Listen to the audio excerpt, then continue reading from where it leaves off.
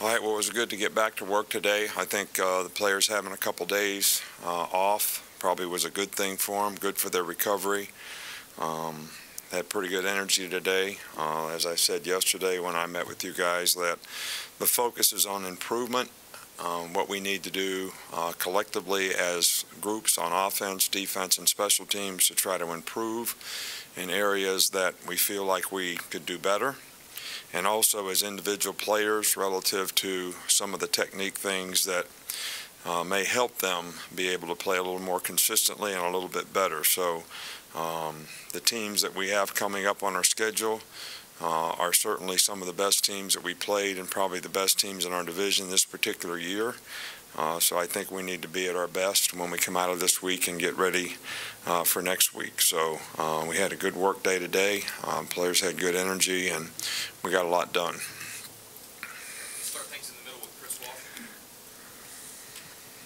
I want to ask you about grading players out, specifically your corners, and how much of it is when you grade them is on technique and assignment, and does, you know, if a player gets a reception, if that even factors into it, and how these guys are doing?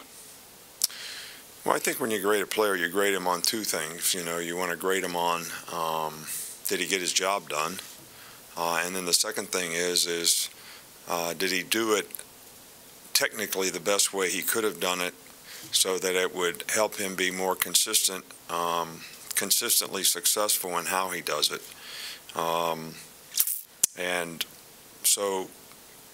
And then there's a third portion of that, I guess, is when guys make mental errors and don't cover the right guy or play the wrong technique or play the wrong coverage. You know, those things are catastrophic in terms of what the consequences can be. Because in the secondary, if everybody plays it wrong, it's right, because at least you played the same coverage. Might have not been what you wanted to play. But when one guy plays one thing and somebody else plays something else, that's when you really get two guys in the middle of the field, nobody in the flat, or two guys in the flat, nobody in the middle of the field, and those things can be catastrophic in terms of the consequences. So those are the three areas. And then we have a production, you know, sort of, you know, guys that make plays, defend passes, bat balls down, cause fumbles, recovered fumbles, how many tackles you get. But then there's also consequences on the other side of that. When you make mental errors and miss tackles and loaf and do those types of things, you get negative points. So production points, I think, speak a lot in volumes of players, because when they get production points, they're usually doing things correctly. They're doing things with high intensity and energy, and they're usually making plays because of it.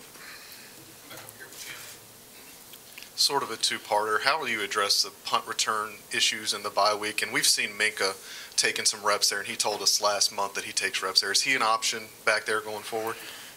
Minka does take reps at punt return.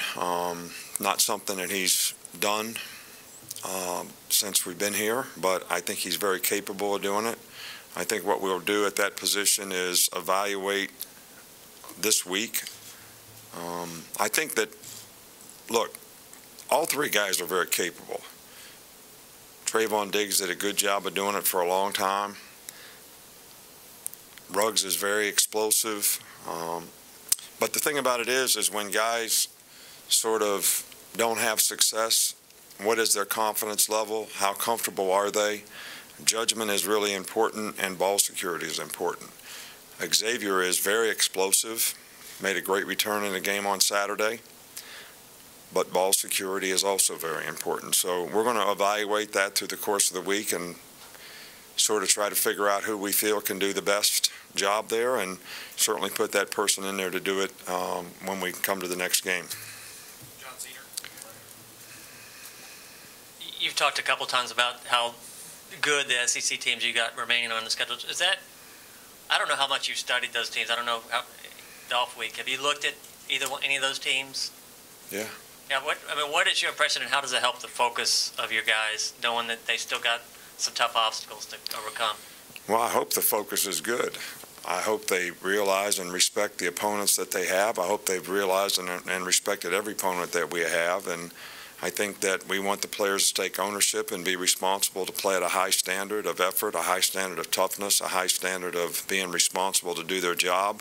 I think that's what can make our units better, and I think that's what can be most beneficial to them in terms of their consistency and the success that they have as players.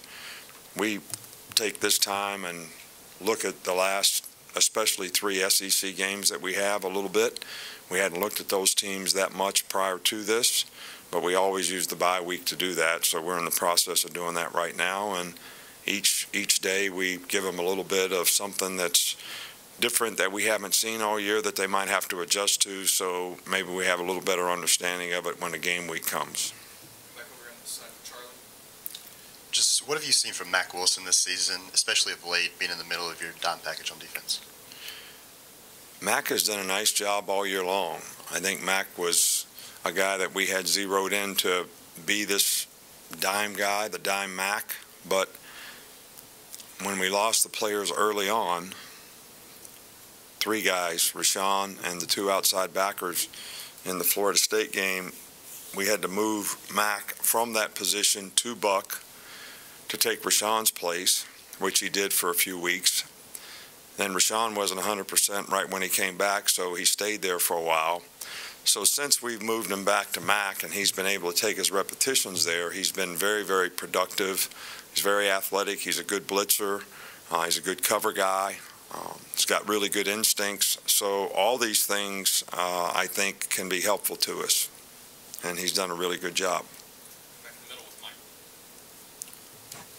We saw Vandarius Cowan for the first time in the season the other day. How's he improved, and what's his future like? Well, I can't really tell you what his future's like. He's worked really hard, given a lot of effort, he's been very productive on the scout team. We decided that we would go ahead and play him and coach him and try to develop him because of our situation in outside linebacker. How much he plays and how much he can contribute will be relative to how fast he gets to the point where he can play winning football. And because we're going to play against some teams that will be in regular formations and we'll have to play regular people, we thought that we would need him, especially in this next game coming up against LSU. Coach, since it's an off week, I thought I'd ask, how has your recruiting schedule changed with a December signing period looking at you? Has it changed at all? How is that going to affect you? I know you have kids come in on visits, but do you have to do more calling, more work during the week? How has that changed? Well, first off, it's been something that has been hard to sort of figure out, to be honest with you, because back in the summertime, we tried to figure out through information gathering through prospects, were you going to be an early signing guy? What's your plan? Or will you go till the February signing date like always? And it was very difficult because a lot of players really weren't ready to make a commitment to that. They hadn't decided what they were going to do. So we've worked very hard at recruiting throughout the year. Got a pretty good start on it, I think. But we really have sort of tried to leave it up to each individual prospect, and we haven't tried to put pressure on guys to be early signing guys. We haven't tried to talk guys into waiting until February. So I guess we're playing it by ear with each prospect. So because of the timetable, if we have one, then we want the guy to visit earlier, might want him to visit in the season. Have we had more guys visit this season during the season than in past years? It's been pretty much the same so far. So I don't really see a significant difference in how the recruits themselves are managed in this circumstance. I don't know for sure if high school coaches are trying to maybe get those players to focus on their season and not be as concerned about when they decide where they're going to go. And probably each coach is different. I can't really tell you, but it doesn't seem like there's a big difference in how we recruited in the past from a prospect's standpoint.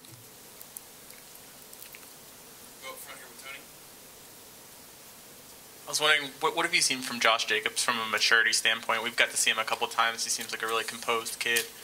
Just what have you? Josh has done a very good job. Obviously, he's had to overcome an injury earlier in the season with his hamstring. Was very good about the due diligence he had to go through to rehab that and get back to where he's played really, really well for us the last few weeks. Now he's got a little ankle injury that's going to keep him out for a few days here, but hopefully he'll be okay and be back and ready to roll next week.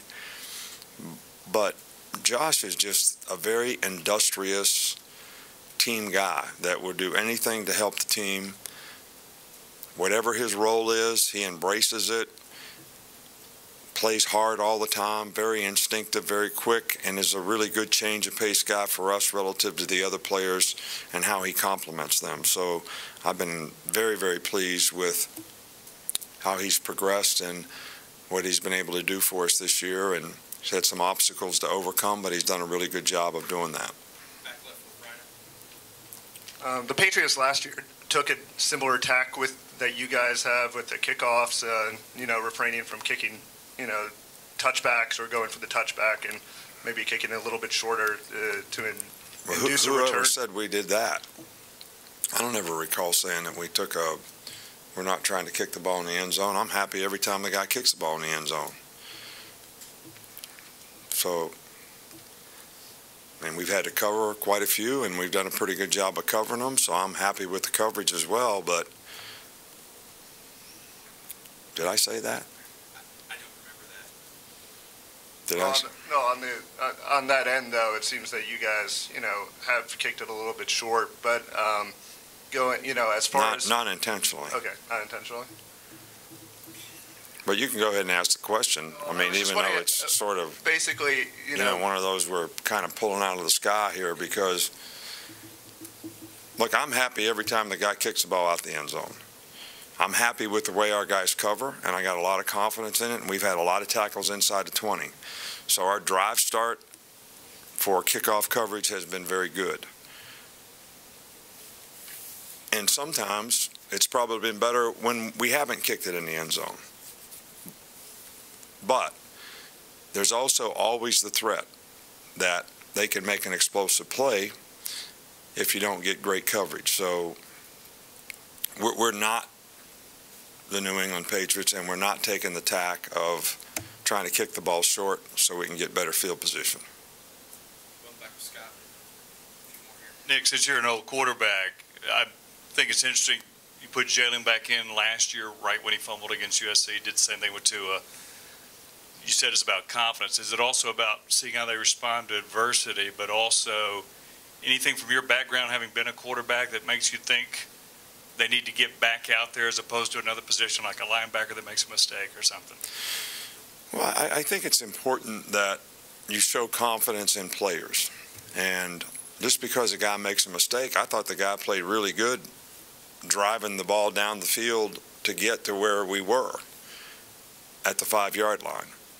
And he did make a mistake, but I think all the above are important. I think it's important from our standpoint that we show confidence in the guy, and he doesn't have to feel like if he makes one mistake, he's going to get yanked out of the game.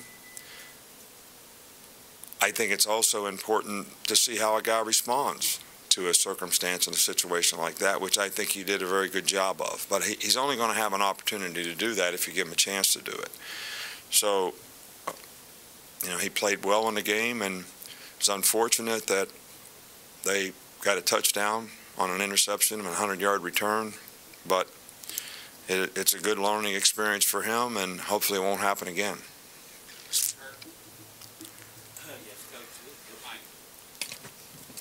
This is one of those years where there's only one bye week. Do you think there'd be any good trade-off to make the season a week longer and have 2 bye weeks during the year, or is that a bad trade-off? Well, I think it's going down that road.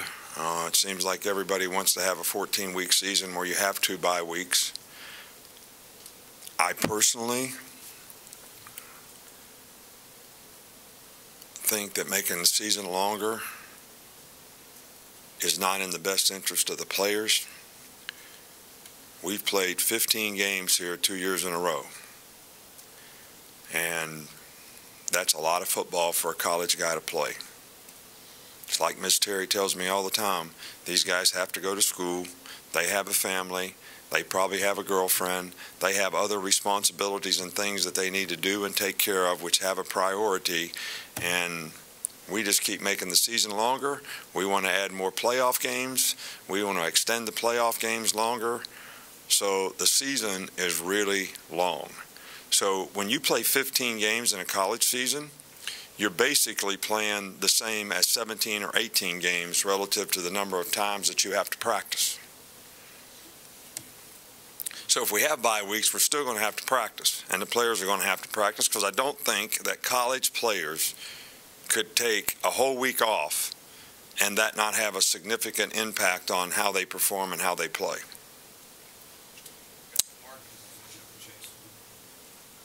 Just wondering how you've seen Ruggs, Smith, and Judy develop as blockers, and also grasping the playbook from week to week. They're doing a good job. I think they're playing with a little more toughness. They're trying to be physical. I think the older guys on the team that are receivers have set a good example for those guys and have really done a good job of helping bring those guys along with their leadership and the example that they set for them. And their production sort of bears that out. So we're very pleased with the way they've responded and the way they've improved and the way they've played. Couple of Calvin Ridley questions for you, Coach. One, how good of a blocker is he?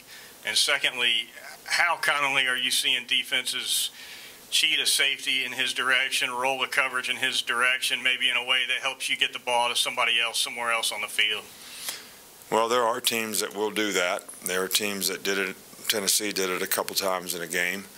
And I think the quarterback has to take the advantage of the opportunity and read that and get to the other receivers, which at times we've done a good job of, and at times we could do better. So, but Calvin plays with toughness. He certainly goes about. He's not the most physical guy in the world because he's not the biggest guy, but he plays with a lot of toughness, and he'll go in there and try to block people and be physical. So we have no issues and problems with the toughness and how physical he tries to play. All right, thank you.